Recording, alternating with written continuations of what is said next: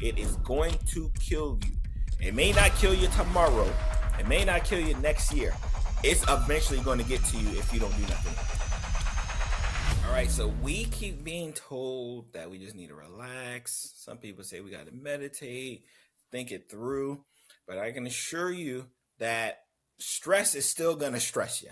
And it's not just in your head. And I think that's one thing that's important, because I think a lot of times when we think about stress, we think like, all right, it's a mental thing. I just got to get over the mental block, not recognizing that stress, and more importantly, chronic stress, which is what we're going to talk about today, is a extremely great precursor for what's to come, right? And we talk about this, right? Americans are twice as likely to die from inflammatory linked diseases than they were 30 years ago. Twice as likely to die today from inflammatory related diseases than they were 30 years ago. Chronic stress plays a significant factor in that aspect of it, right? So again, we're gonna talk about it. We're gonna talk about, again, I'm Dr. Pierre, board certified internist, host of Medicine Mondays. Today we're going to be talking about chronic stress. We're going to talk about, how to manage some symptoms of stress, how to spot them like from a mile away, and more importantly, how to get prepared for what's to come, right? Because again, because I'm not, you turn on the TV, stress is there, right? You go to work, stress is there. So we're not telling you that you're going to be able to avoid stress. Anyone who tells you that is a liar, right? Like, we're going to tell you, how do I manage the stress that I know that is coming my way so that I don't have to deal with all of the downhill effects, right? Again, we are bringing it all the way back, right? This month we're talking about chronic inflammatory related diseases, just chronic inflammation in general, right? And we couldn't have that conversation without talking about how stress plays a significant role in chronic inflammatory disease.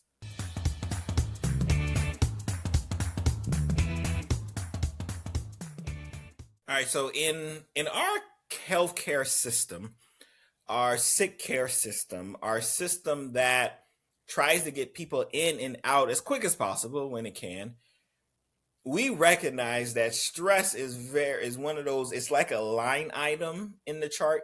It's something you kind of have to mention after you go through everything else, because you're just trying to get through the chart. You're trying to kind of get to the next patient, right? So we understand that stress is one of these overlooked, but not significant in as far as disease process. It's right then and there, but the stress is definitely one thing that we don't recognize. Like, do y'all understand, right? Look, these are some numbers, right? Wow. 1 in 5 Americans report extreme stress every single year. 20% of Americans are reporting extreme levels of stress every single year. And that's just the extreme. If we would have just asked for the mild, the moderate, that number shoots up.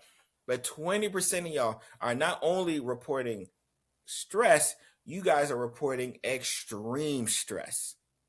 It's no wonder hypertension is out of control. It's no wonder obesity is out of control. It's no wonder diabetes is out of control, right? Because a lot of us are living in constant state of stress that we do not know how to manage, that the healthcare system does not know how to manage for you, right? Because we don't even have these types of conversations.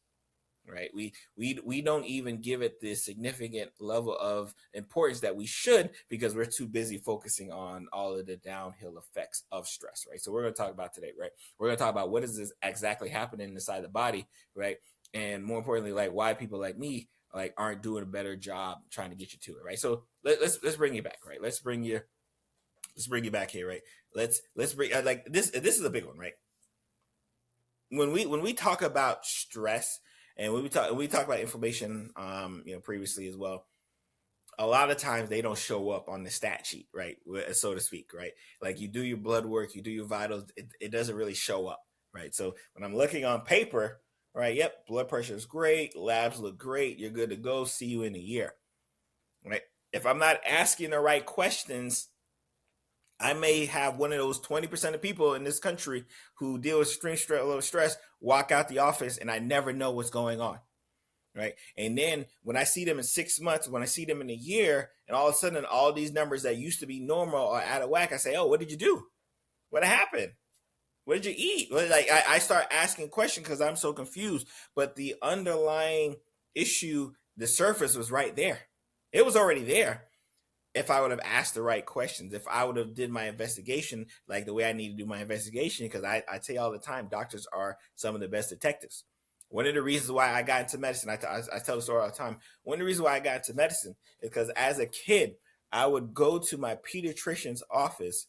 I would tell my pediatrician some symptoms, and they would know exactly what was wrong with me, exactly how to treat me. And I just thought that was like, hold on, like you didn't know I was coming in. I'm a kid. I didn't know that we had to schedule an appointment. But I just randomly came into your office. I randomly started saying some things, and you knew exactly what was going on because you asked the right questions, right? I thought that was magic. That's the reason why I became a physician. And a lot of times in our physicians, repertoire, we stop becoming the detectives we need to be. We stop asking the right questions, the appropriate questions to get us to where we need to get to for our patients because we've seen it before. I tell people all the time, I had probably taken care of over this decade of experience, right? Yeah, I know it's been a while.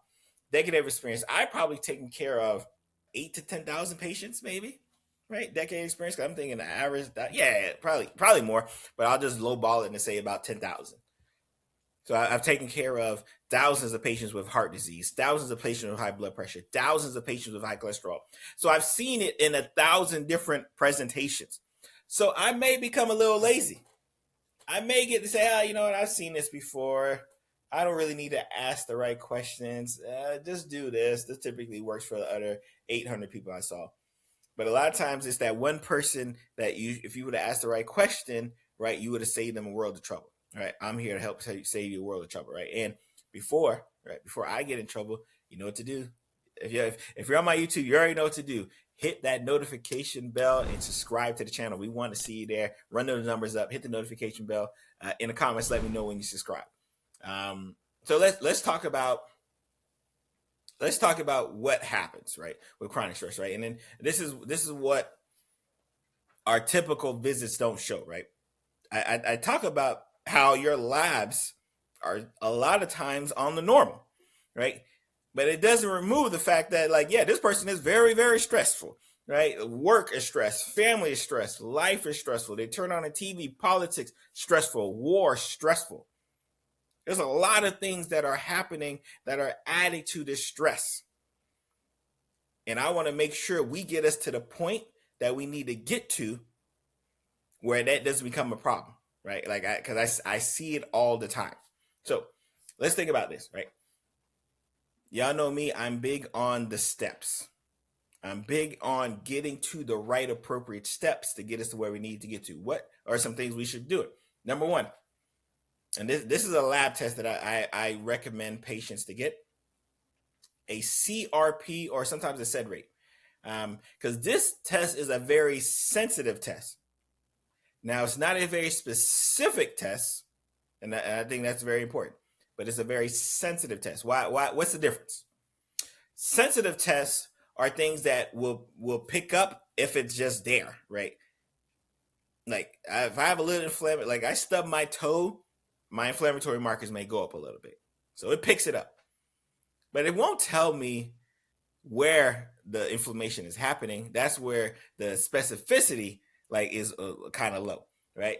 We do this a lot there's a test called a D-dimer test, an inflammatory test we check for to see if there's inflammation going on, because we know that if your D-dimer is elevated, there's a risk that you may be developing a blood clot in the lungs, right? That's one thing, again, that's an inflammatory test we check for because we think, hey, if your D-dimer is up, there may be a clotting process happening in the lung I got to worry about, right? So it's one of those things, right? So CRP is an important test that we definitely recommend.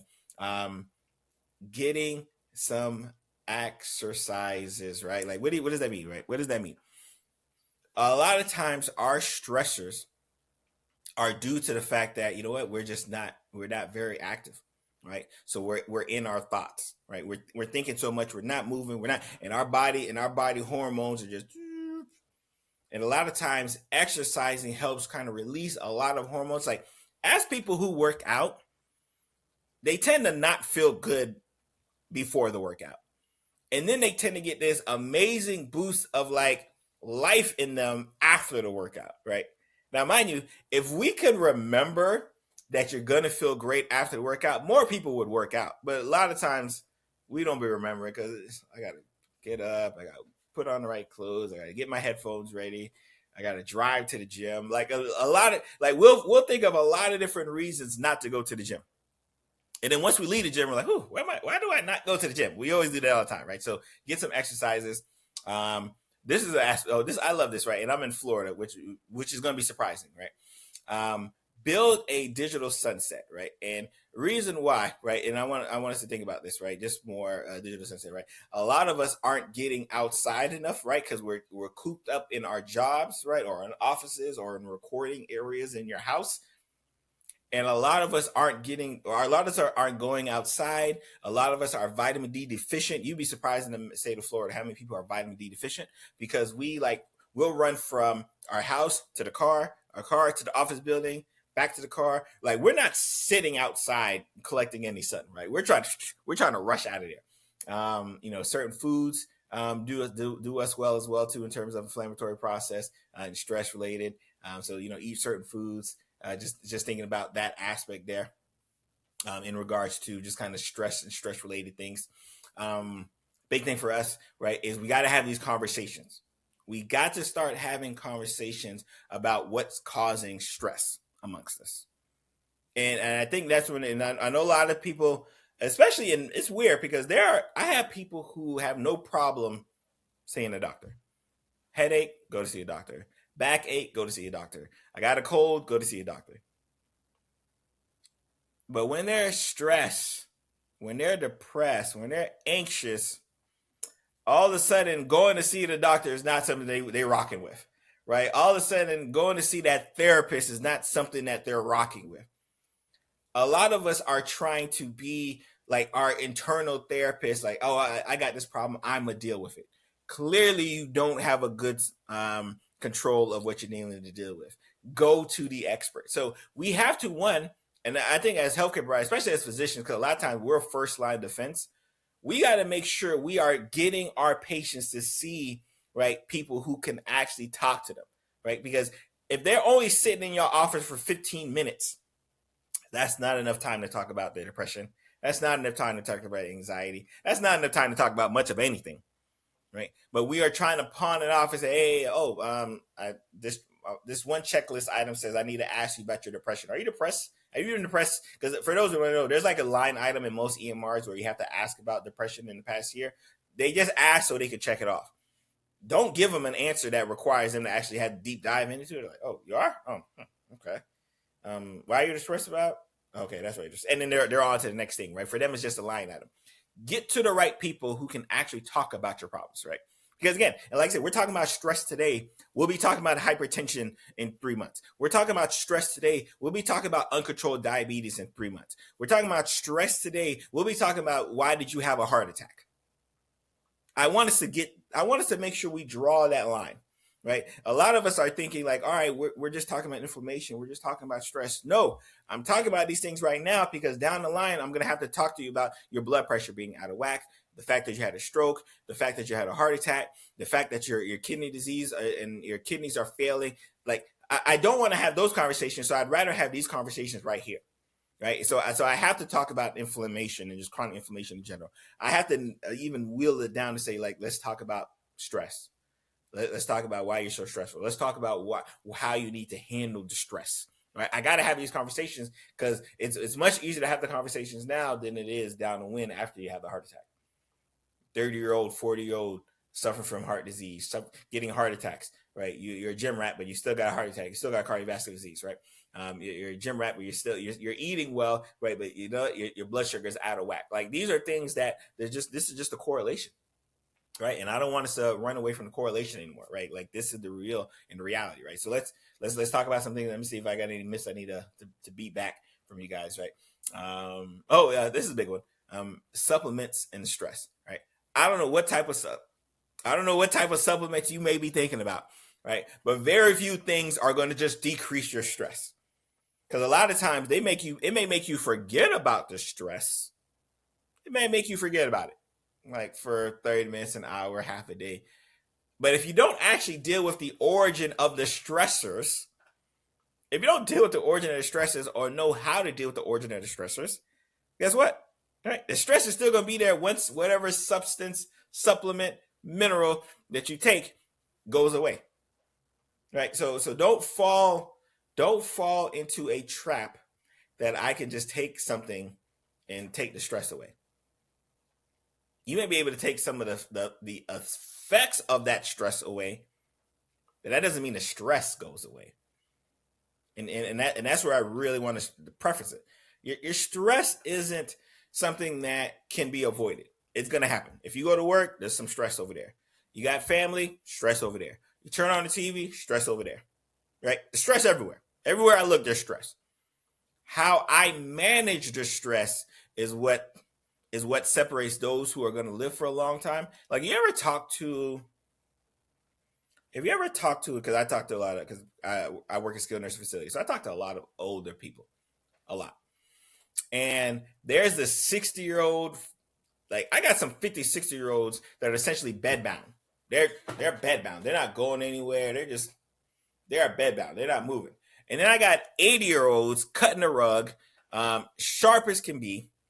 And whenever you ask them, right, ask those, especially your elderly, if you got elderly members in your family who are still pretty quick, sharp to the point, just ask them, like, hey, what is my secret? And they always tell you something like, hey, I eat whatever, or I smell. Like, they always do something. But from an underlying aspect, what typically happens is that they have been able to manage stress at a level that others just can't manage, which is why they're typically happier, which is why they're typically more freer. They just can handle stress at a much different level than others can manage.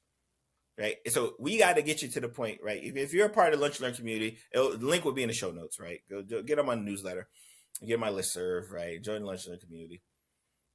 You'll understand just that level of importance and why it's so important to get us to where we need to get to, right? You'll get that. Like, that's going to happen. And I think it's important, right? Because I see all of our health numbers only keep getting worse. Our diabetes only keeps getting worse. Our hypertension only keeps getting worse. Stroke, cancer only keep getting worse. And not only is it getting worse, it's happening earlier and earlier and earlier. Right? So what we used to think were old people diseases, 30 and 40-year-olds are walking around getting cancer. 30 and 40-year-olds are walking around having strokes. 30 and 40-year-olds, like what are we doing here? Right? So we got to be the champion of our temple, right? And obviously, you follow a channel like mine, make sure you subscribe. Remember that. You follow a channel like mine because you want to make sure you become a master of your own temple. I want to help you become a master of your own temple, but we got to talk about the S word. The S is stress. And a lot of y'all are dealing with it. 20% of y'all, every year, y'all dealing with extreme levels of stress. I don't want that. I don't want y'all to be a part of that 20%, right? They're dealing with the stress because it's going to kill y'all. Not it may kill y'all. No, it is going to kill you. It may not kill you tomorrow. It may not kill you next year. It's eventually going to get to you if you don't do nothing about it, right? I don't know what to say from there, right? So again, understand. Stress is an issue. Stress is a problem. You got to talk it out. You got to work out. You got to go outside, get you some vitamin D, right? You have to be more active. There's a lot of things you got to do, but we have to at least acknowledge the elephant in the room, that is stress, because stress will lead to inflammation. Inflammation leads to disease. Disease leads to death. And I don't want you to avoid that trap. I'm yours truly, Dr. Pierre. Y'all have a great evening. Y'all be blessed.